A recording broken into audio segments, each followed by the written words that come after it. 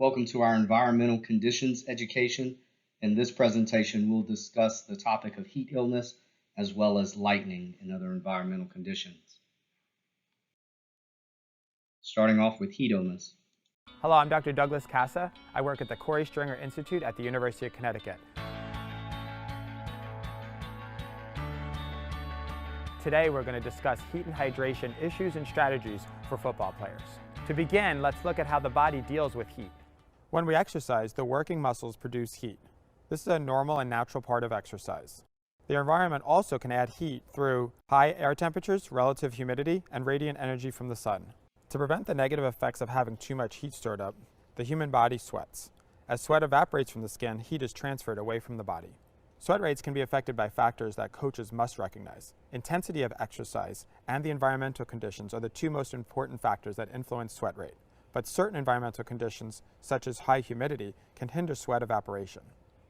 Considering these issues, a comprehensive approach to addressing heat illness is needed. So let's begin. The first risk factor we will discuss today is heat acclimatization. Heat acclimatization is a series of adaptations that happen inside the body, which prepares it for exercise in the heat. Heat acclimatization helps the body maintain a lower temperature and heart rate during exercise, enhances sweating rates, and allows the body to store more water. The changes that take place with heat acclimatization allow the body to stay cooler during physical activity. This allows the athlete to stay safer during the practice session. To acclimatize athletes, coaches should plan on a 10 to 14-day period in which they progressively intensify exercise, increase practice length, and add to the amount of equipment worn by players. On days 1 and 2, single practice and helmets only, with no contact. On days 3 through 5, a single practice and helmets and shoulder pads. Contact is allowed only with dummies and sleds. On days 6 through 14, double sessions are allowed, but the total practice time for the day should not exceed 5 hours, and there should be at least 3 hours between each of the practice sessions. Practices in this stage can be fully padded and full contact. Additionally, on days 6 through 14, 2-a-day practices should not happen on successive days. It is important to remember that warm-ups, stretching, water breaks, and conditioning all count towards the total practice time. Also, for each of the 14 days, a 1-hour walkthrough is allowable. This session must be separated from practice by at least 3 hours and is limited to 1 hour in length. For youth football leagues that practice fewer than 5 times a week, keep in mind that only practice days when athletes are on the field and exposed to conditions count toward acclimatization. As described earlier, environmental conditions can make it harder for athletes to get rid of heat, so coaches need to be aware and ready to modify practice for athlete safety. When monitoring the environmental conditions, you may be familiar with the term heat index, but a better way of doing that is called the wet bulb globe temperature, also known as the WBGT. It's a better way of assessing environmental conditions because it accounts for air temperature, humidity, and the heat from the sun. When wet bulb globe temperature is moderate or high, exercise should be modified to reduce the risk of heat illness. Some of the modifications that can be implemented include longer hydration breaks, having hydration breaks more often, removing or wearing less equipment during practice, decreasing the intensity of practice, or shortening practice. These important modifications based on environmental factors are effective ways to reduce risk during practice and must be continually monitored and implemented.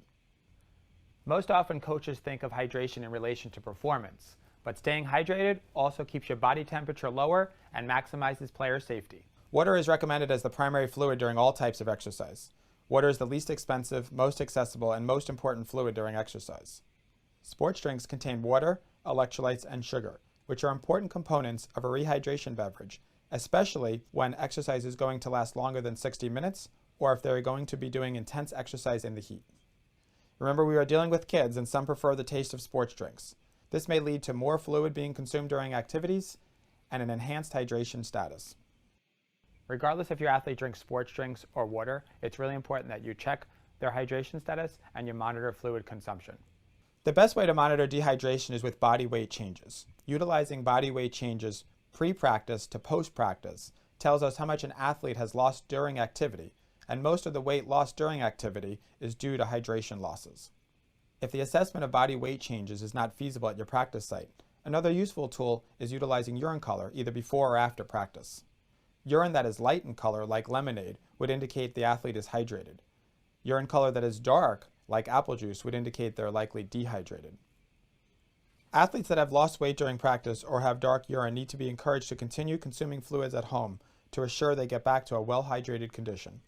If using the weight change method, in which you would look at body weight changes from pre-practice to post-practice, athletes should consume 16 ounces of fluid for every pound of body weight lost.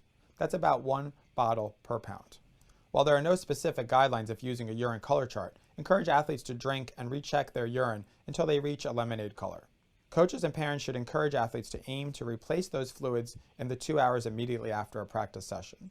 Remember, coaches, you can help combat these problems during practice by always making sure fluids are available and never restricting athletes from getting a drink. You also should be sure to schedule water breaks every 15 to 20 minutes, and more so if the exercise is very intense or if it's really hot outside.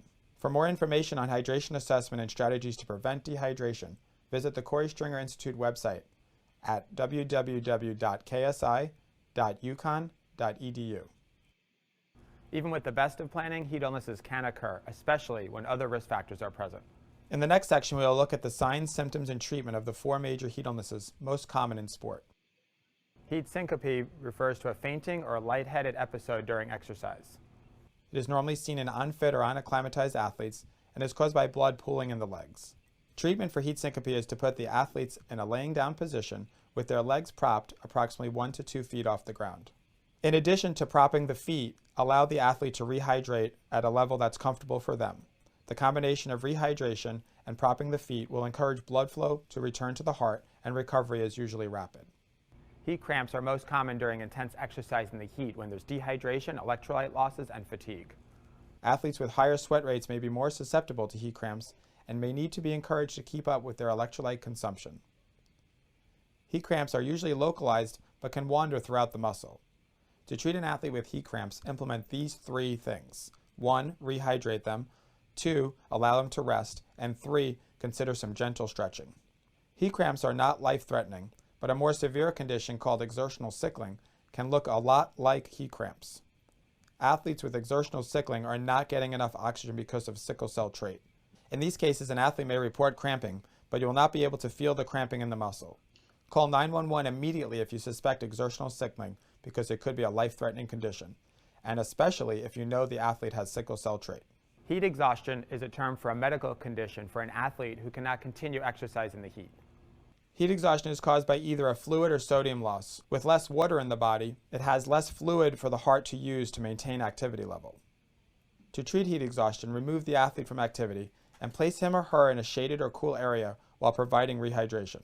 As with heat syncope, the athlete should be laid flat with their feet propped, and cooling methods such as cold towels, misting fans, or water immersion may be utilized. Heat exhaustion is a non-life-threatening condition, but needs to be acknowledged and treated correctly. The most severe form of heat illness is exertional heat stroke, or EHS. EHS is a medical emergency that requires immediate attention to prevent long-term issues or even death. EHS is defined by 2 characteristics. 1, a core body temperature at the time of collapse of 104 degrees Fahrenheit or higher. And 2nd, central nervous system dysfunction. Central nervous system dysfunction can be anything as loss of consciousness, someone in a coma, convulsions, altered behavior, aggressive behavior, or anything that seems out of sorts for that individual. All of the risk factors we discussed can predispose an athlete to EHS and should be monitored by the coaching staff. When EHS is suspected, call 911 immediately, and after you call 911, begin immediate whole-body aggressive cooling on site. If EHS is suspected and an immersion tub is not available, consider one of the following 3 options. First, cold water from a shower. Second, dousing the athlete from cold water from a hose. Or third, rotating ice-wet towels over the entire body. The most effective way to cool an athlete is with whole-body cold water immersion. So the procedure should go as follows. First, remove as much clothing and equipment as possible. Second, assess the rectal temperature of the athlete. If heat stroke is suspected, you want to immerse the athlete up to chest level in a tub of ice and water. There are 3 important considerations to implement when utilizing cold water immersion. 1, be sure to store the water during the entire cooling process. This enhances the cooling rates.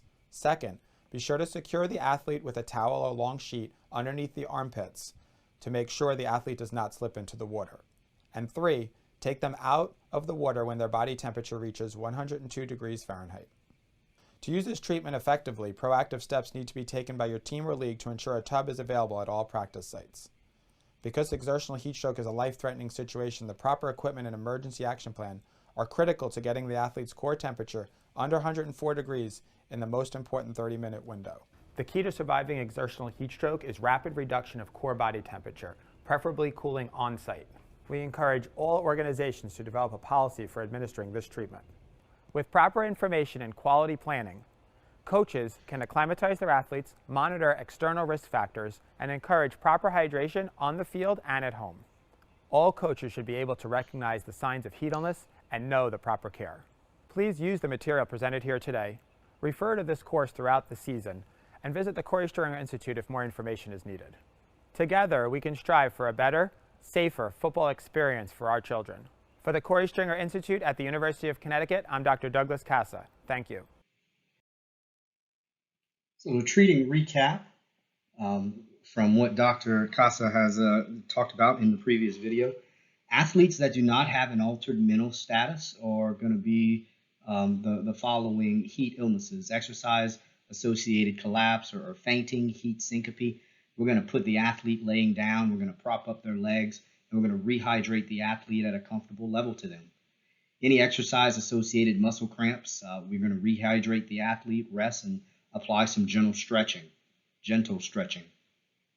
For exertional sickling, like Dr. Casa said, we're going to activate our emergency action plan and dial EMS to take care of that athlete.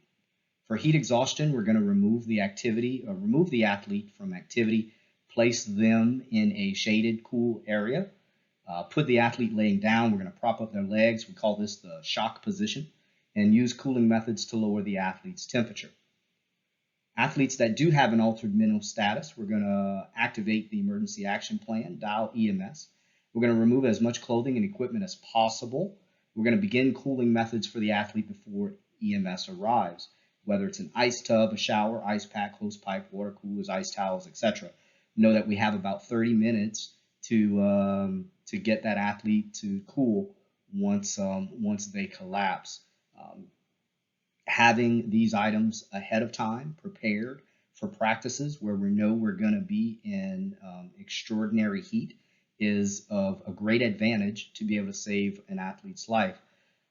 Many of our schools, if not, I want to say all of our schools now have a cold plunge tub on campus specifically designated for the treatment of heat illness.